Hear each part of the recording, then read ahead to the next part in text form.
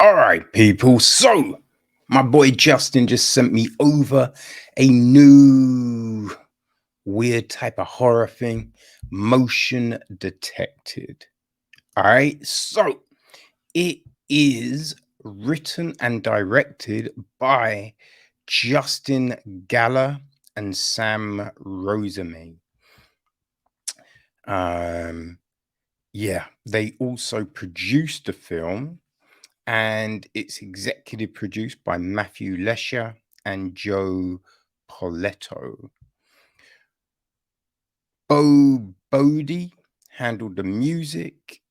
Um, Costume design is Meg Grace. Stephen George and Sean Milburn were on sound. Visual effects are Chad J. Fox, with additional help from Jacob Laurenti, Russell Loudon, Jesus Yanez, and Denis Zemitsivov. Our cast? Well, we have got Eva, played by Natasha Esca. Her husband, Miguel, is played by Carlo Mendez. We've got Nancy, the neighbor, played by Julie Brister. Eva's psychologist, Dr. Olivieras, played by Kimberly Flores. Another neighbor, Reed, I think, is played by Bob Clendon. Roland Buck the third is Ray Brown, the security guy. And then there's Julie, played by Caitlin McMullen, the realtor. So the gist is this: when a recent victim of a terrifying home invasion moves to what she thinks is a safer house, the smart home security system begins to take over her life. Okay, so yeah, that's the gist. Now, this is Justin and Sam's first feature directorial effort, right?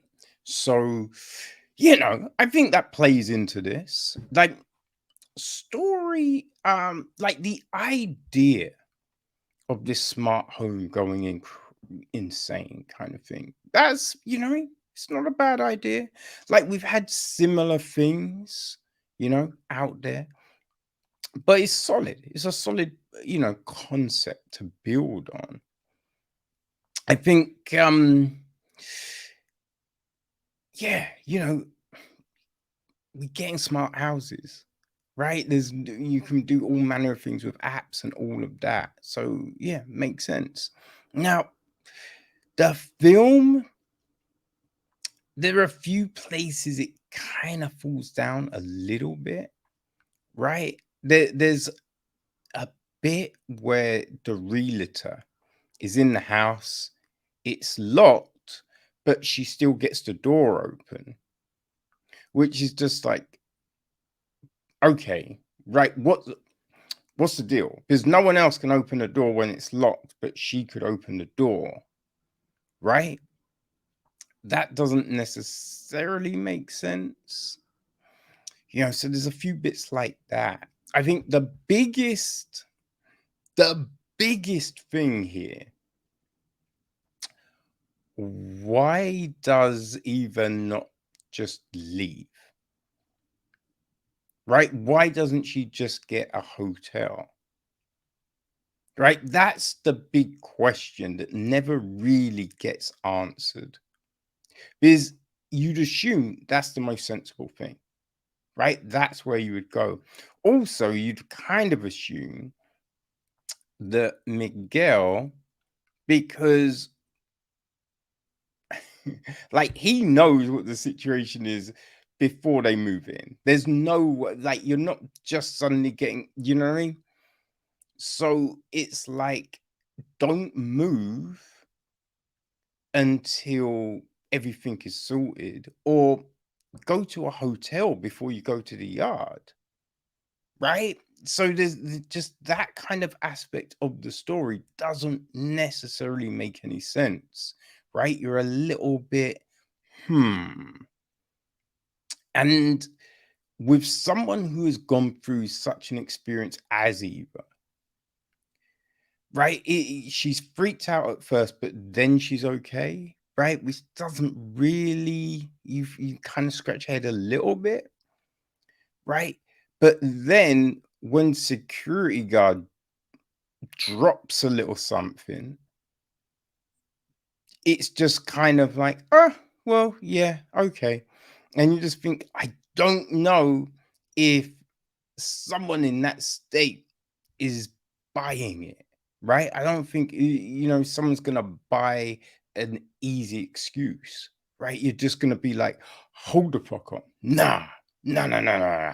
Nah, I'm not buying. This is too weird. No. Right. So that's kind of like some of the issues, right? It's a bit where she pours red wine down herself, which doesn't make any sense. But then and she jumps in the pool, right? Then her clothes are dry and there's no real red wine stain. Red wine is a bitch, right? That's showing up. So there's just like, there's some odd little bits going on. And I think you have to look at the camera angles, right? Because this is basically, right, what we're getting.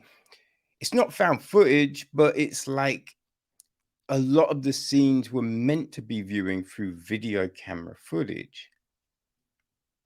So when you think of where the video cameras are, right, up in the ceiling, so that means we can't be viewing it from low angles, right? So there's things like that that don't really make sense, but first time directors, you know what I mean? So I think those things will come with time, right? That understanding of, oh, right, this will make the story better if we think about it in this way and approach it like this, because we've told the audience this, so that means we have to follow the narrative this way to make it make sense. Or let's have them have this conversation, or like have this mental thought, right? Which then clarifies this. Now, there's things that you don't necessarily have to say, you don't have to spell out, right? Because the audience can make that up in their mind, right? You can assume something or go, well, I kind of feel that this probably is it. But there are some things which, without clarity, it just leaves you a holy story, you know? I mean, the acting is a little up and down, right? At times it's stronger than others. Sometimes it's kind of soapy, right? When I say soapy, I'm like in a soap opera. You know how everyone is a little bit OTT, a little wooden, a little kind of just, I'm talking like this, bruv. Yeah. Oh, we better not. Oh, what's happening? And it's just like, I'm not buying that conversation. It can go a little bit like that in places, you know. Like decent stab visual effects, all of that. It's interesting, I will say that about motion detected. It's interesting.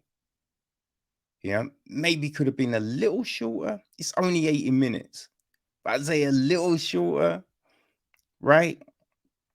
But for a first stab, hats off.